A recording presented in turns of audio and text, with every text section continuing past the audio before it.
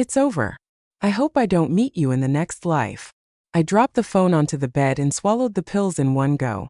As they slid down my throat, I felt a choking sensation and a wave of dizziness. Suddenly, a voice echoed in my mind, a voice I hadn't heard in a long time. Stop wasting your life on someone who doesn't deserve you. I blinked, startled. It was my wolf. She had been silent for so long. I'd almost forgotten what it felt like to have her presence. Don't die, she urged. We deserve better. We have the right to live. Her words resonated with me. Zack didn't deserve my life. He had cheated on me. He didn't care how I was living or bothered to ask for an explanation. He hadn't even apologized. Why should I die for someone like him?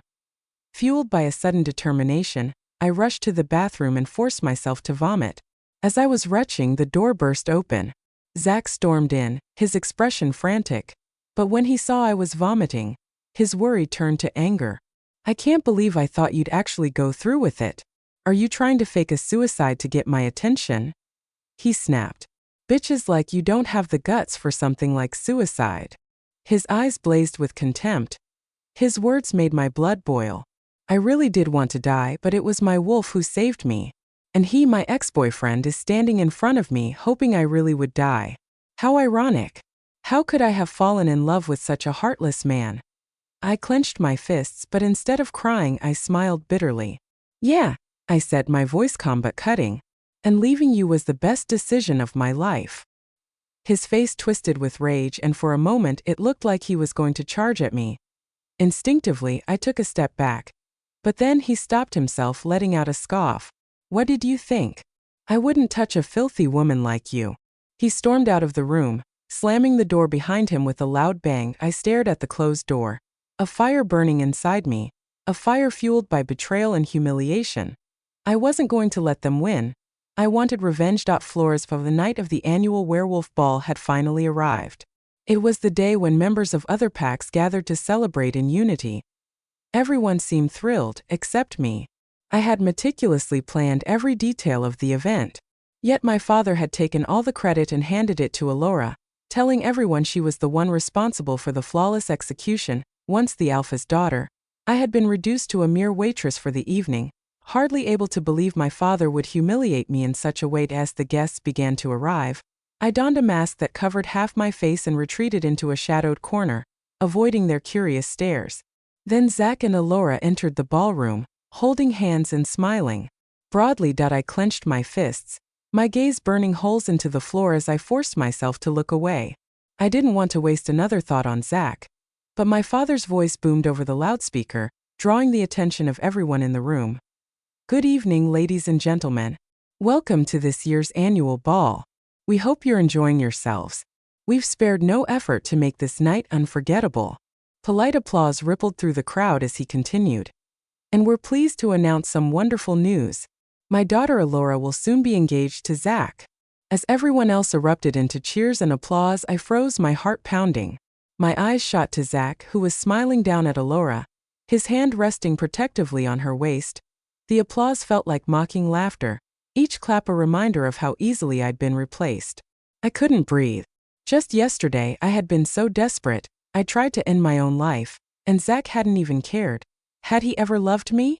How had I ever loved him? The ball continued. Music played. People talked and laughed and danced. Through it all, my focus remained on the couple who had destroyed me. Zack and Alora spent the evening together, their smiles radiant, their bodies moving in perfect harmony when they danced. I questioned every moment I had spent loving him, every ounce of faith I'd placed in him. It seemed he felt no guilt, no remorse for what he'd done to me. How? A group of nearby women caught my attention, their laughter grating on my ears. I knew them, Pack Omegas who had once fawned over me, praising my every move. Now, like everyone else, they had turned their loyalty to Alora. I overheard their discussion. Where's Flora? Zack dumped her, didn't he? Of course. Who would choose the adopted daughter when the real daughter is back?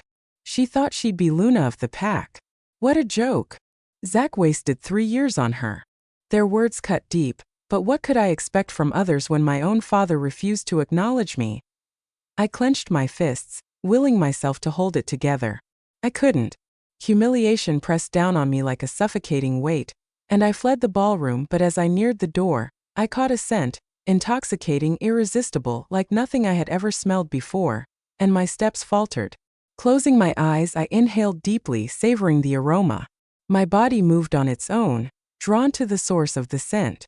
I turned back into the ballroom, weaving through the crowd, the pull growing stronger with each step, until I collided with someone. I looked up and froze when my eyes met his. It was the devastatingly handsome man from the hotel room. He towered over me, his presence just as commanding as I remembered. Before I could say anything, a voice from the crowd cut through the air. I heard Alpha Joshua has 2 daughters. Where is the other one? The question sent a ripple of whispers through the room. I turned to my father, hoping he would introduce me. Instead, he looked displeased, his lips pressing into a thin line. She's sick, he said curtly, avoiding my gaze. She couldn't attend. I felt the weight of dozens of eyes on me, and the whispers began. It's because she was caught with a man at the hotel. I saw the news. It's everywhere. Probably sleeps around all the time. She's a slut. Each word was a dagger to my heart. I caught Alora's smug expression, a faint smirk tugging at her lips before she replaced it with a fake smile. My sister Flora is a free spirit, she said sweetly. Please don't blame her. My glare burned into her, but it was Zack's words that sent me over the edge. She's a slut and a disgrace to the pack. He spat. The room spun. Fury surged in my veins, hot and unrelenting. I couldn't take it anymore. I tore off my mask, straightened, and glared at the crowd. Hello everyone, I said, my voice cutting through the whispers. I'm Flora. I'm not sick. And if you're all going to call me a slut, then show me the proof. The ballroom fell silent, dozens of shocked eyes on me, until whispers broke the stillness. How can she be Alpha Joshua's daughter? Look at her, dressed like a waitress. She must be being punished. A group of women nearby gave me disgusted looks, their voices loud enough for me to hear. Punishment? After what she did? She deserves it. Their words stabbed at me, but what hurt more was my father's reaction, or lack of it. He stood among the guests, saying nothing as they insulted me. His expression was hard and cold, as if I were a stranger instead of his daughter. I turned my gaze to Zack, silently begging him to step forward to defend me. But he only stood there, his arm draped casually around Alora, as if I didn't exist. Was this the same man who had once promised to love and protect me forever? How could someone change so completely in just a few days? From the corner of the room, the Pax Omegas, who had jeered at me earlier, raised their voices again. She deserves the punishment.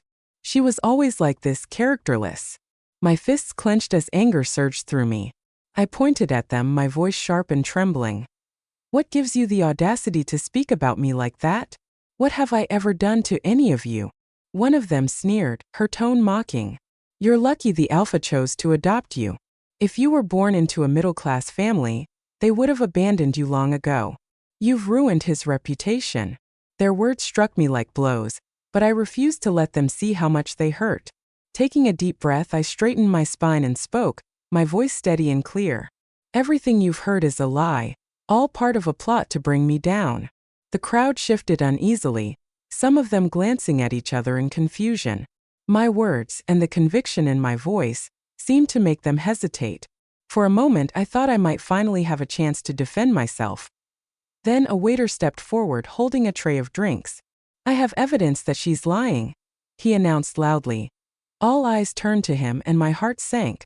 As he handed the tray to another waitress, I realized he was the bartender from that night. You! I hissed, my fists clenching in anger. Ignoring me, he pulled his phone from his pocket and held it up for everyone to see. Look at this photo, he said. The screen displayed a photo of me leaving the hotel with the masked stranger. The angle made it look as if we were close, too close. Gasps rippled through the crowd, followed by murmurs of judgment and disdain. I froze, realizing too late that I had been set up again. This was Alora's doing. There was no doubt in my mind. She had orchestrated everything, from the room card to this humiliating proof. Zack growled, his face twisted with anger. You lied when the truth was staring us in the face, he spat, his voice dripping with contempt. It's not what it looks like. Shut up, he said, His harsh words shattering what little hope I had left. I turned to the crowd, trying desperately to explain. This isn't what it seems. No one listened. Their judgmental stares closed in on me, their whispers growing louder. The crowd surged forward, pushing me toward the door. I stumbled, barely able to keep my balance as someone shoved me. My knees buckled and I braced for the impact of the cold, hard floor. But strong arms wrapped around my waist, steadying me before I could fall. The scent that surrounded me was intoxicating, familiar in a way I couldn't explain. I looked up, startled, to see the same man from the hotel room once again. Tall and imposing, his grip held me, firm yet gentle, as he helped me stand upright. My heart raced as I met his piercing eyes. Why was he here? And why was he helping me again?